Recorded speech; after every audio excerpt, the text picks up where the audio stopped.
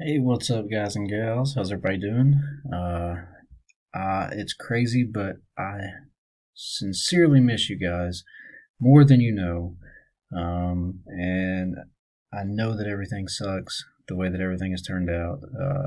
So I want you to know that I am disappointed just as hopefully you guys are, and I miss you guys. But I'm just going to jump into this and get going here. Here again in my basement. You guys are going to see a lot more of this as the year goes on. So we're going to jump in today and talk about the material from Chapter 9 in our textbook. This is going to be about reactions, chemical reactions.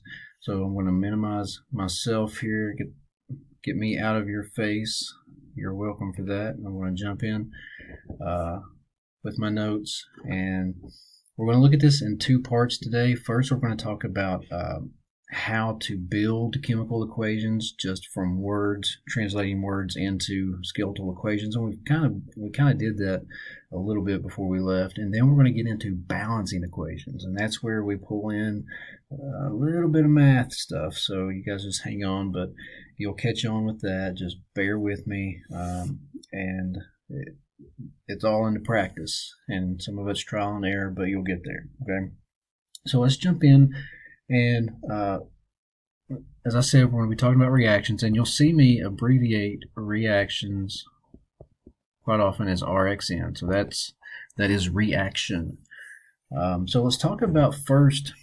If we go back to even the beginning of the year, and then physical science, if you had that last year with me, we talked about the different evidences that we see that a chemical change has occurred. So I'm not going to spend too much time on that, but remember, those are going to be things like if we see a color change, if we see the formation of bubbles, that means that a gas has been formed. If we see energy being released or absorbed in the form of light and heat, if we smell an odor, even. So those are all different things that point us to the fact that there might be a chemical reaction taking place. But the number one thing that has to be there to tell us that a chemical reaction is taking place is the formation of a new substance. So that's the number one piece of evidence that the new substance is being formed. All right, so when we're talking about building chemical reactions, when we see a reaction, typically a reaction is made up of two components. You've got your reactants, and you can think of those as almost like your ingredients. If you're making a recipe, your reactants are the ingredients that's going to go into that recipe. And then you have the products, or the product, and that's what is being produced. So if you're doing a recipe, the product that's what you're making, it's what you're cooking, it's what you're pulling out of the oven. And you're going to have to look over my pen here, it's kind of broken. So typically in a chemical reaction, we see a reactant plus another reactant, and those two reactants undergo chemical change and produce something new in a product. And sometimes it might even be two products, and that's what we're going to get into probably next week. So reactants and products. Now, when we are translating from words, from a word equation into a chemical equation like this, we want to pay attention to certain keywords that jump out at us. Let's see if I can have better luck with this pen.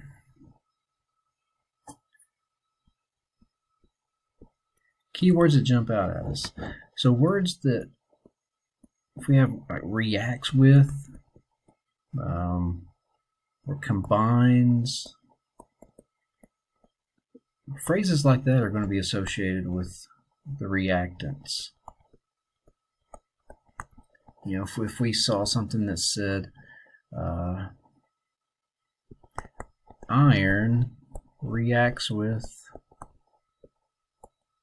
oxygen, well, that gives you an indication that those two elements there are your reactants. That's what's coming together. And we would see that, and we would associate that with a plus sign in the equation. So iron reacts with, that means it's being added to oxygen. Okay, and remember, this is something that you'll get hung up on, so I'm going to reiterate it every time I come across it.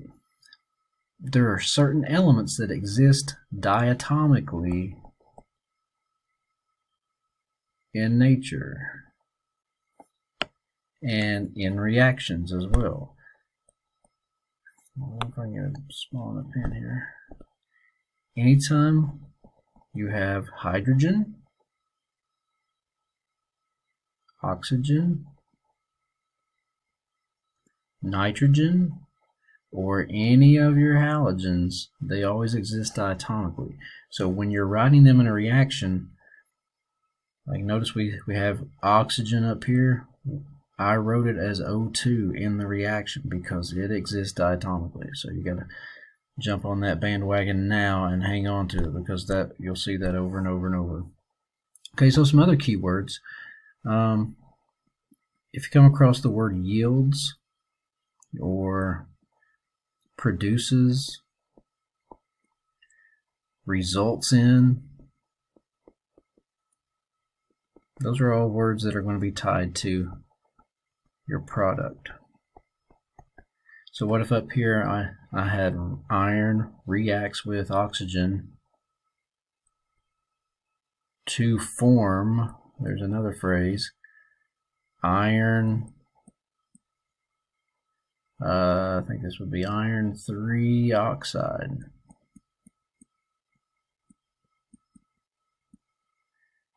Then I've got my full equation there. I'm going to just rewrite this down here with a little space.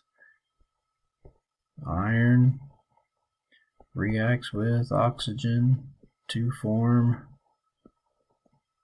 iron 3 oxide. Now notice we're having to use our skills from our past few chapters in writing iron 3 oxide, you know, with the crisscrossing there. Okay, so you're going to see some of these keywords, and you got to use those to build what we call a chemical skeletal equation. So this is a word equation up here moving to a chemical skeletal equation. All right, so going back to the products here, notice I used an arrow over here, and that arrow will be used anytime we have words like yields or produces or results in. Think of that almost as an equal sign, but we don't use an equal sign in chemistry because sometimes reactions can be reversible. So we use arrows to show what direction the reaction is pushing toward, whether it's moving towards a compound or whether it's breaking back down into individual components. Okay. Just checking my notes over here. All right, so at this point, I'm just going to bring in some. I'm going to hit pause, and I'm going to pull up some practice sentences that I'm going to walk you through translating to the chemical skeletal equation. But before I do that, one thing that I remembered that I needed to mention also. Oftentimes in the word equations, you're going to see words that give you an idea of the state of matter that the substances exist in. So, for example, sometimes you may see a phrase that says, let me change my color here.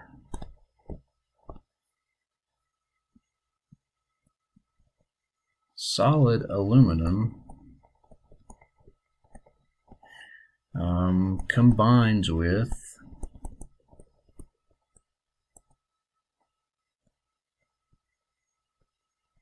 aqueous sodium chloride. All right, so let's break that down. So this phrase solid aluminum, all that indicates is that this aluminum, of course we know aluminum is a metal, and it exists naturally in a solid state. So we will use sometimes little parentheses that indicate the state of matter that these substances exist in. So a little S for solid, a little cursive L for liquid, and we don't use just a L like that because that could get confused with the number 1. A little lowercase g for gas, and then one that I included up here, aqueous. All that is referring to is the fact that we have some sort of solid ionic compound that's just it's mixed with water. So it's just in its aqueous form. So it's a solution. All right, so if I were to just write this phrase up here and include those components in there, I would write it like this. I would say aluminum, and it says it's in its solid form. So I'm going to include this little subscript of an S down here. Aluminum, solid aluminum, combines with. So that means that it's going to be an addition. Okay, it's reacting here. So that's one of my reacting phrases there, combines with aqueous sodium chloride. Okay, so sodium chloride, sodium, +1 charge, chloride, -1, so they cancel. And the sodium chloride is going to be in its aqueous form. So I'm putting a little AQ in parentheses as a subscript out here next to the compound. Okay, so that's just what that would look like. So as you do these problems, if you see words like solid aluminum or liquid mercury, that would be mercury in its liquid form. So you put a little L out there. And those subscripts just indicate the states of matter that those substances are existing in. Okay, so now I want to pause and I want to put some practice phrases up here for you. All right, so I've got some example phrases up here that we're going to look at, and I'm going to walk you through. First, we've got sodium metal reacts with oxygen to form sodium oxide. Okay, so we're going to break it down just component by component, and first let's look at our reactants. Okay, we've got sodium metal. Well, we know that sodium exists as a solid, and at this point, I'm not going to include any of the states of matter. So sodium metal is just simply going to be sodium. Okay, reacts with, that's my plus sign, oxygen. Now, I can't just put an O there. Remember that oxygen is one of those elements that exist diatomically. If I can get back to that reference there, it exists diatomically, all of my halogens, hydrogen, oxygen, and nitrogen. So I have to make sure when I write it in a reaction, it's also diatomic. So sodium reacts with oxygen to form sodium oxide. Well, this is where you have this out in words. So you might have to come out to the side here and think about, okay, sodium as an ion is this, sodium with a +1. Now notice over here, I'm not including the ion in sodium, okay? Because it's a metal, it's not in ion form right there. So sodium as an ion, +1 charge, +1. Oxide is O2-. So when those two ions react, charges crisscross, and I have Na2O. There's my sodium oxide. And you got to think about all of the naming rules and things that we've talked about in the past. This is an ionic compound because it contains a metal. So we just say the name of that metal. This is oxide, ends in an IDE. So, oxide, -2. So all of that stuff comes into play. All right, let's go to the next one. Copper reacts with sulfur, yielding copper to sulfate. And actually, this should not be sulfur, this should be sulfate. Okay, so copper reacts. Well, it just says copper here, so we're just dealing with copper metal. So we can't even put copper 2 or copper 3 or copper 1. So we're just putting copper. Copper reacts with, it's my plus sign, sulfate. We know sulfate to be SO4, 2 negative. Yielding, that word yielding gives us a clue that that's our arrow, so it's producing copper 2 sulfate. So we form this compound. So again, this might be where you have to come off over to the side and say, okay, copper 2 and sulfate, what is it? SO4 2 negative. So hopefully you have your ion sheets. If you don't, let me know and I can email you one. So when this reaction takes place, positive 2, negative 2 cancel, gives you copper sulfate. Okay. All right, this bottom one here, phosphorus combines with hydrogen to form phosphorus dioxide. Okay. Phosphorus, all we know, phosphorus is P. It doesn't give us anything else there. So phosphorus combines with, there's our plus sign, hydrogen. Now, remember, hydrogen is one of those elements that exist diatomically, so we've got to make sure that in the reaction it is represented diatomically. There's our 2. So P plus H2 to form, the pen's crapping out on me, phosphorus dioxide. So how are we going to name that, or how are we going to construct that formula, phosphorus dioxide? That's going to be P, and this should be, I'm sorry, phosphorus dihydride.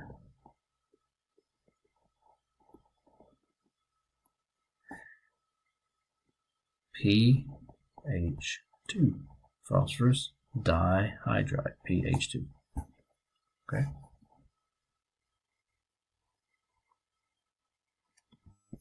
All right, guys, a couple other practice ones here. These particularly are looking at gas formation. So in the top one, hydrogen gas and bromine gas react to form hydrogen bromide. Okay, pretty straightforward, but you got to keep in mind that those diatomic gases that I keep referring back to, hydrogen gas, we're going to illustrate that in the formula by H2.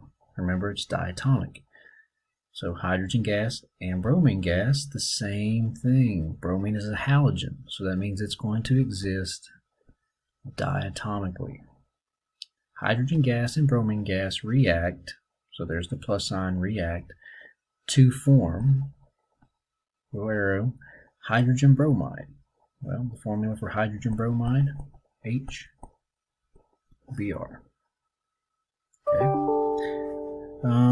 Next example, carbon monoxide. So this is getting back to our naming conventions. This is a covalent compound, carbon monoxide, that indicates 1, so CO. CO reacts with, plus sign, oxygen gas, again diatomic, to form carbon dioxide, CO2. Okay. All right. Now, next order of business. Not sure what my time is here. We're going to get into balancing equations. Balancing equations. Now, many moons ago, we talked about the law of conservation of mass, where we said that essentially the mass of the reactants has to equal the mass of the products, meaning that what you got at the beginning has to be what you end up with in terms of mass. It might look different, might be rearranged, but mass can't be created or destroyed. Okay, so you might have seen in some of the equations that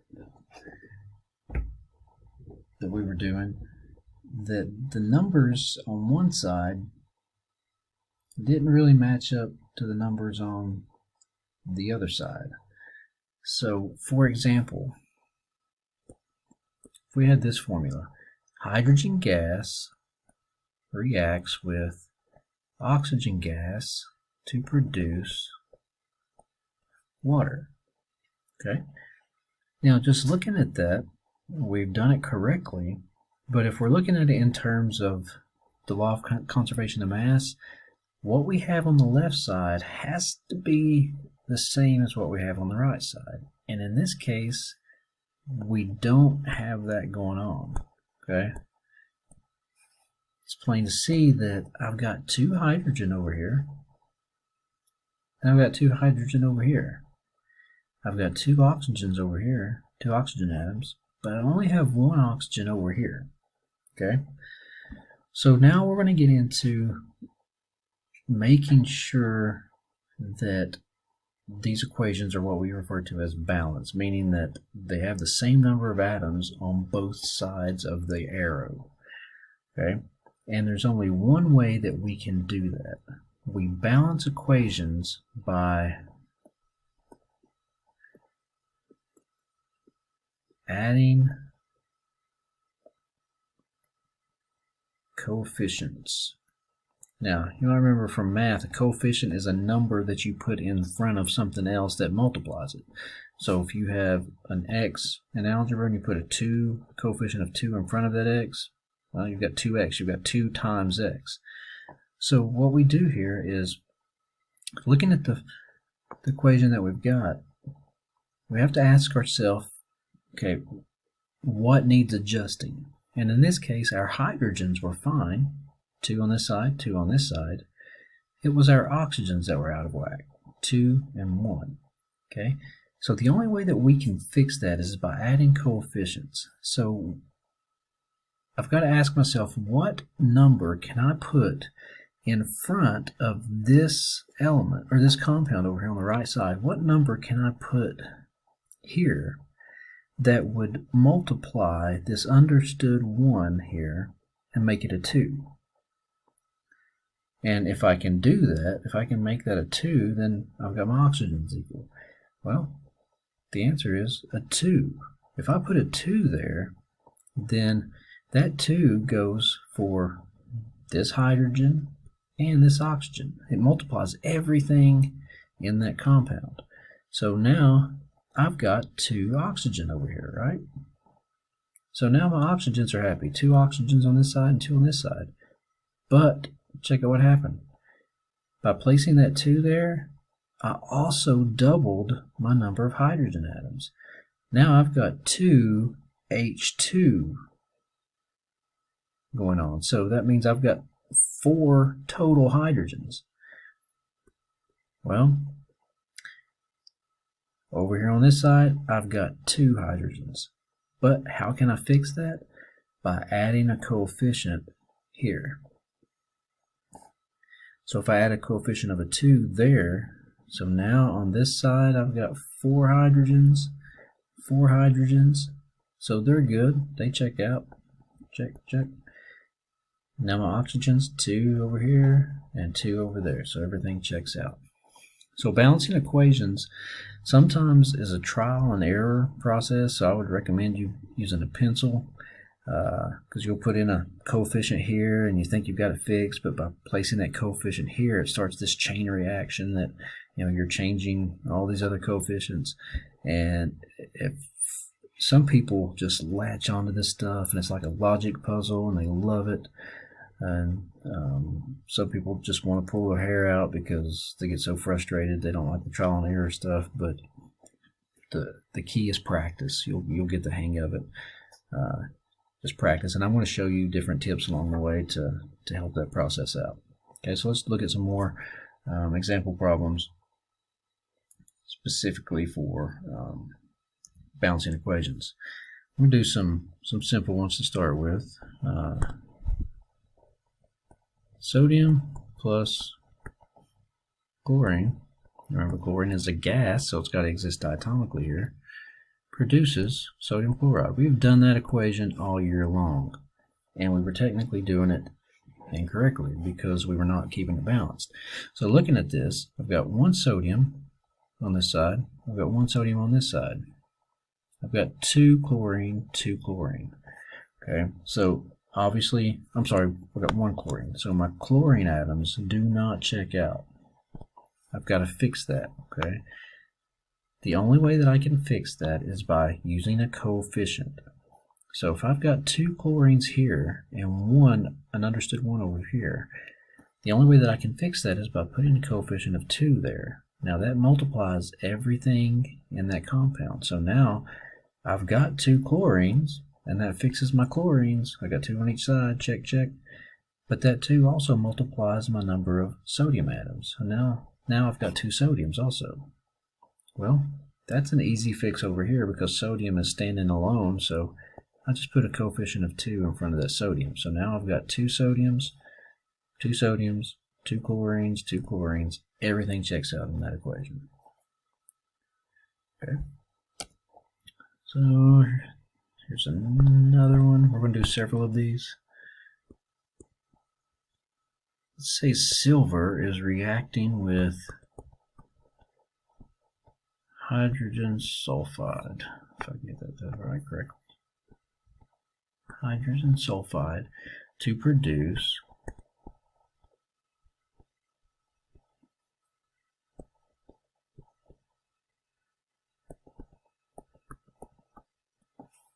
there we go. So silver plus hydrogen sulfide produces silver sulfide and hydrogen gas as a byproduct.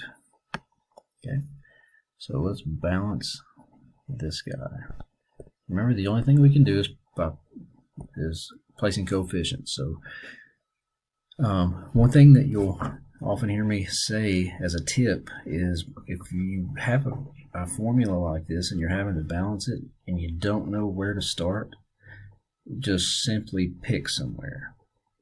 If nothing else, just start with the very first substance in the compound or in the formula. So let's look at silver. Let's try to fix silver. We've got 1 silver here. We've got 2 silver there. Okay, so how can we fix that right off the bat?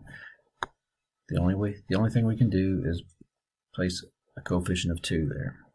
Okay, so now let's see what that has done. Now we've got 2 silver. Great. 2 silver, yay, so that's good. Let's check out everything else. How many hydrogens do we have? We got 2 hydrogens there. We got 2 hydrogens there. Okay, that checks. We got 1 sulfur there. We've got 1 sulfur there. Bing, bingo. Everything's good. This equation is balanced by just placing the 2 up there in front of that leading silver. Okay. All right. Moving right along. Okay, so now let's throw in some compounds. Let's step it up a little bit. Say we've got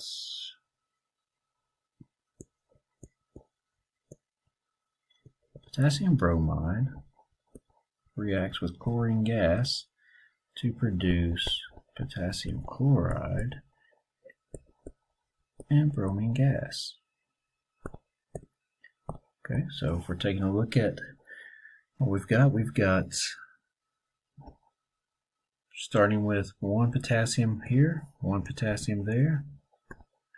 We've got 1 bromine there, 2 bromine over here, 2 chlorine there, and 1 chlorine over here.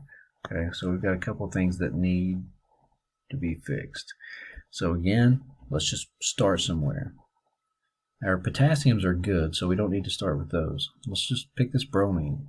We've got 1 bromine on this side, 2 on this side. So the only thing we can do to fix that is putting a coefficient of 2 there. So that fixes our bromine. We've got 2 bromines here. But this also changes the number of potassiums that we have. So now we've got 2 potassiums. So how do we fix that? We put a 2 over here in front of this potassium. So now we've got 2 potassium on this side, 2 potassium on this side.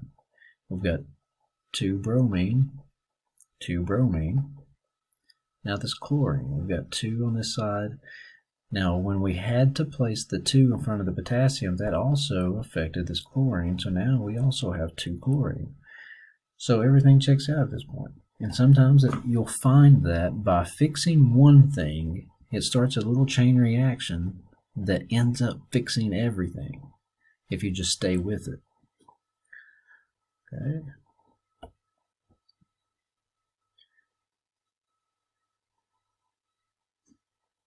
Now I'm going to do some, I'm going to do a few reactions that involve some polyatomic ions and compounds. Let's say we've got, I'm just going to try to make these up off the top of my head. Let's go calcium carbonate plus lithium phosphate react to produce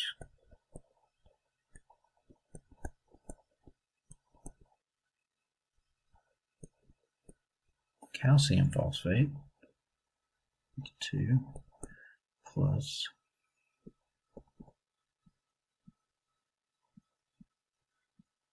lithium carbonate. Okay, so calcium carbonate plus lithium, that's Li3 phosphate, PO4, react to produce calcium, that's a Ca3, phosphate, PO4 with a 2, plus lithium 2 carbonate. Okay, man, looks hairy, right?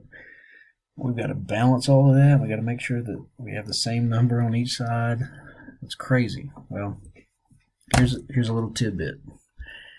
Anytime you're working with an equation like this that has several polyatomic ions in there, so notice we've got carbonate, we've got phosphate over here and carbonate. Instead of breaking those down and looking at them individually, like, okay, this carbonate has 1 calcium and 3 oxygen, look at it as an entire group and say, okay, I've got 1 entire carbonate group. Over here, I've got 1 carbonate group. Here, instead of looking at it and saying I've got 1 phosphorus and 4 oxygen, look at it and say, okay, I've got 1 phosphate. Over here, oh, look at this, I've got a 2 outside of parentheses, so that tells me I've got 2 phosphate groups. Okay, so taking that approach, it makes it so much simpler. So let's dig in and look at this one. Again, if you don't know where to start, just pick something. So let's pick calcium to start with to try to fix it. So calcium has 1 on this side. It's got 3 on this side. Okay. The only thing we can do to fix that is by placing a coefficient of 3 over here.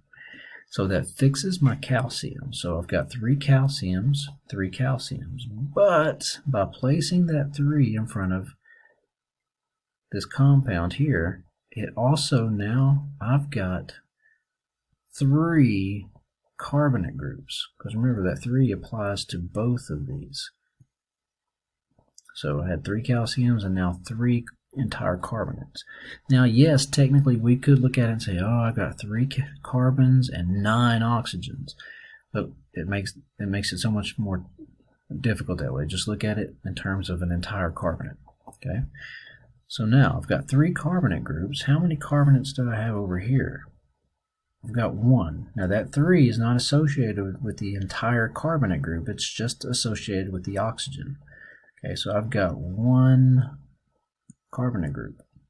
I need 3 of those. The only thing I can do to fix that is by placing a coefficient of a 3 right there. But that also affects my number of lithiums. So now 3 times 2, I've got 6 lithiums. So how many do I have on this side? Oh, I got 3 lithiums. I need 6. I just changed that over here. So if I've got 3 now on the left side, the only thing I can do to change that is by placing the 2 there. So by placing the 2 there, now I've got 6 lithiums on this side. But there, that 2 is also affecting my number of phosphate groups. So now whereas I originally just had 1 phosphate group, now I've got 2 phosphate groups. How many phosphate groups did I have on this side? Oh, look, good. There's a 2 outside the parentheses, so I've got 2. So now, everything, let me erase everything first, just to kind of clean it up a little bit. Get these arrows out of the way. and let's see how we stand. Okay, I got 3 calciums, check. I got 3 carbonate groups. Remember that 3 goes over here with the carbonates. Over here, also 3 carbonate groups. Over here, I've got 6 lithiums. This multiplies. I've got 2 Li3s. Remember, the subscripts here indicate the number of atoms. So if I had 3 lithiums and then I double that, I've got 6 lithiums. Over here, the same thing. 3 times 2 is 6. And now 2 phosphates and 2 phosphates. So everything checks out there. So keeping those polyatomic ions all together makes a huge, huge difference. Okay, I want to do one more. I know the video is getting long, but I want to make sure that you're pretty well equipped. And if you need to set up a Zoom or FaceTime chat with me as you're getting into this practice, I will be available. You just message me, okay? So let's get into one more example problem using the big guys there. Okay, let's say that I'm working with magnesium. I'll use black first to start out with.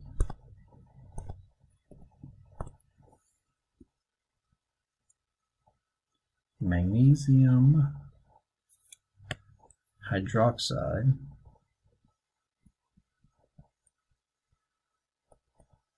plus, let's go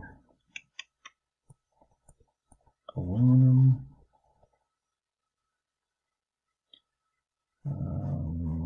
let's say aluminum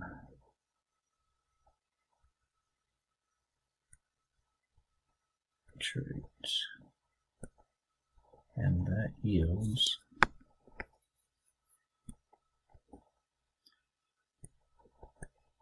magnesium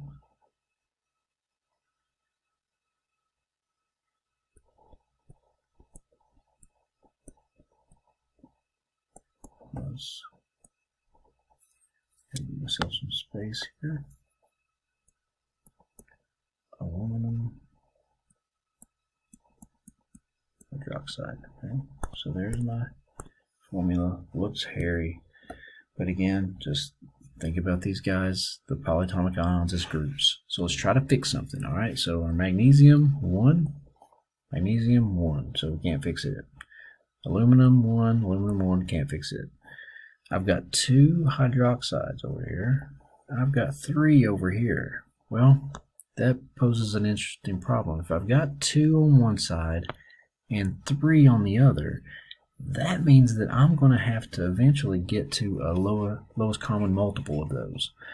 So if I've got a 2 and a 3, the lowest common multiple is 6. So I want to put a 3 in front of that compound, because now 3 times 2, I've got 6 hydroxides. Over here I'm going to put a 2, because 2 times 3 gives me 6. So I had to use the 3 and the 2 there, which gives me the lowest common multiple of 6. Okay, so now when I do that, notice I've got 3 magnesiums over here on this side now. Well, I need to put a 3 there to make those equal. I've got 2 aluminums over here. Now I want to put a 2 over here to balance out my aluminums. Now let's see what that 2 had, what effect it had on the nitrite groups over here. So 2 times 3, 6. So now 6 nitrites over here. Over here, 3 times 2, 6 over there. So my magnesiums check out, my aluminums check out. There you go. So in this case, I had to find those lowest common multiples. Okay. I'm going to pause. I've got one more example that just hit me that I want to make sure that you know. Okay, hold on. All right, guys, take a look at this one. Okay, here we've got C4H8O. This is a carbohydrate, and this would be like something with cellular respiration. It's being burned with oxygen and producing carbon dioxide and water. All right, so big hairy thing up here, so let's just pick something to start with. Okay, now before we do, I want to give you a little tip. Anytime we've got a reaction that's got an O2 here by itself, try to save that O2 for last. Okay, just trust me. Try to save that O2 to fix for last. Alright, so let's get started on this one. Let's try to fix our carbons here. We've got 4 carbons on this side. We've got 1 over here. So I'm going to put a 4 there to try to fix it. Okay, so 4 carbons, 4 carbons. Next, 8 hydrogens. I've got 2 over here, so I'm going to put another 4 over there to fix it. So I've got 8 hydrogens and 8 hydrogens. Okay, so now comes my oxygens. And what's going to be tricky is the fact that I've got 1 oxygen over here. It's going to give me an odd number. Okay, so let's just see what we're working with right now. On this right side, total, I've got 4 times 2 over here. I've got a total of 8 oxygens just in that compound. And then I've got another additional 4 oxygens over here. Okay, and we've got to include all of those. We've got to have the same number of oxygens on both sides. So together I've got 12 oxygens just on that right side. Now let's take a look at the left side. I've got 2 here and I've got 1 here. Alright, so here comes the problem. I could put a 5 right here. Now if I put a 5 there, I've got 10 plus this 1, that's going to give me 11. That's not, I'm 1 shy. Okay, so well, what if we put a 6 there? Yes, okay, 6 times 2 is 12. Now plus this one over here, 13. I've got 1 too many. Alright, so what do I do? Here's the biggest tip that I can give you in this case, and this will help you so much. If you get into a situation, like in this case, 5 was not enough, 6 was too much, but if I could just, if it were legal for me to put 5.5 in there, if I didn't just destroy all of the world of chemistry and open up a wormhole and get us all sucked into it, that would work, because 5.5 times 2 is 11, and plus this 1 gives me 12, and everybody's happy. But somebody's going to come out of their grave and track me down because I've got a decimal here, and I've got to have a whole number, because you can't have half compounds. If you ever get in the situation where you're balancing and 0.5 would work, put it in there and then do this. Put it in there, and then after you place that half in there, go back and just double all of your coefficients to get rid of that 0.5. So essentially we're multiplying everything times 2. So this becomes, there's an understood 1 here, so that becomes a 2. This 5.5, we multiply that by 2, and it now becomes an 11. We multiply that 4 by 2, it becomes an 8. And we multiply that 4 by 2, and it becomes an 8. So now when we go back and check our numbers, I've got 8 carbon, I've got 8 carbon, I've got 16 hydrogen, I've got 16 hydrogen. Over here I've got 2 oxygen plus another 11 times 2 is 22 for a total of 24 oxygen. Here I've got 8 times 2 is 16 oxygen plus an additional 8. So the 16 and the 8 give me 24 oxygen. And yay, everybody's happy. Alright. Okay guys, I'm going to stop there. I know this has been a long video, so you might want to break it down into pieces. I guess that doesn't help much since I'm saying that here at the end. But this balancing equation stuff just takes practice. I'm going to give you plenty of it. I don't want anybody to stress over it. And if you get stuck on particular ones, skip those. Go do the ones that you can do, and then come back. And if we need a FaceTime or Zoom to get you squared away on the ones that you need help with, I'll be happy to do that. All right. You guys be safe, and I look forward to seeing you soon.